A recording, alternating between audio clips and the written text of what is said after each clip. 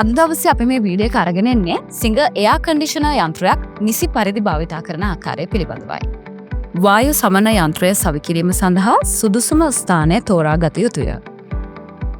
විදුලි සැපයුම ලබා දීම සඳහා පළපුරුදු විදුලි කාර්මිකයෙකු මගින් විදුලි පරිපථය සකසා ගන්න.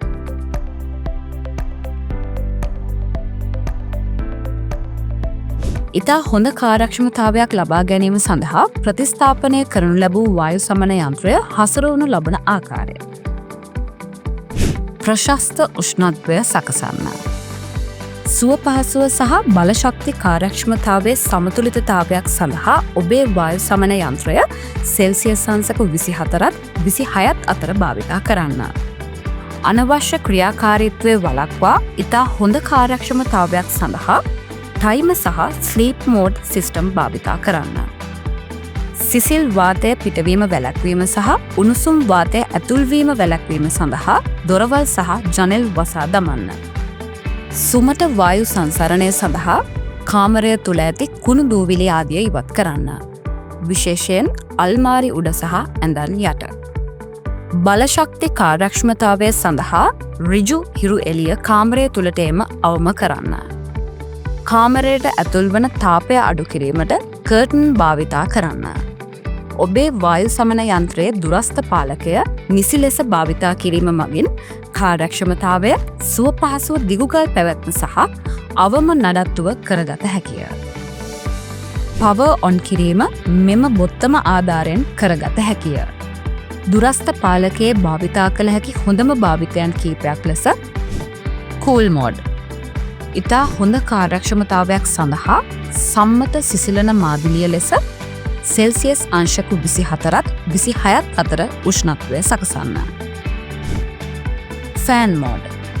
යන්ත්‍රයේ සිසිලනයක් සිදු නොවී පංකාව පමණක් මෙහිදී භාවිතා වේ.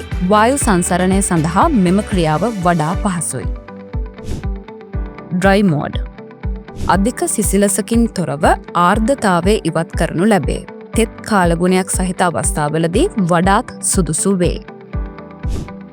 Auto mode.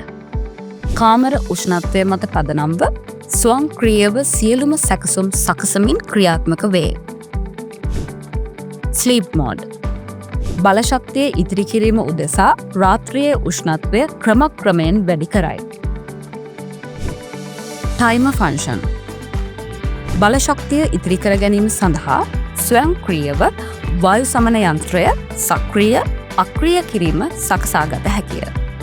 වැඩිදුර විස්තර සඳහා වායු සමන යන්ත්‍රය සමග ඔබට ලබා දී ඇති අත්පොත බලන්න. කාමරය තුළ වාතය හොඳින් ගලා යාම සහ කාර්යක්ෂමතාවය පවත්වා ගැනීම සඳහා සෑම සති 2කට 4කට වරක් පෙරහන් හොඳින් සෝදා වියලා නැවත ප්‍රතිස්ථාපනය කරන්න.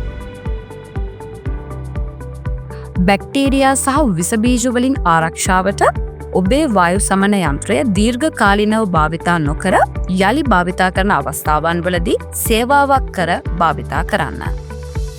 සමහර අවස්ථාවන් වලදී දුර්වල බැටරි හේතු කොටගෙන වායු සමන යන්ත්‍රයේ ක්‍රියාකාරීත්වයේ වෙනසක් ඇති කිරීමට හේතු විය හැකිය.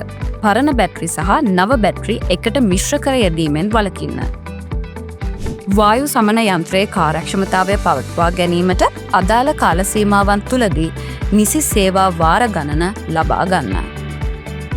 කාමරයේ ඇති උෂ්ණත්වය වායු සමන යන්ත්‍රයේ පිටත ඒකකය මගින් බාහිර පරිසරයට මුදා හරින බැවින් එය අවහිර වනසේ කිසිවක් නොතබන්න. එනම් තවත් මේ වගේ වීඩියෝ එකකින් නැවත හමු වෙමු.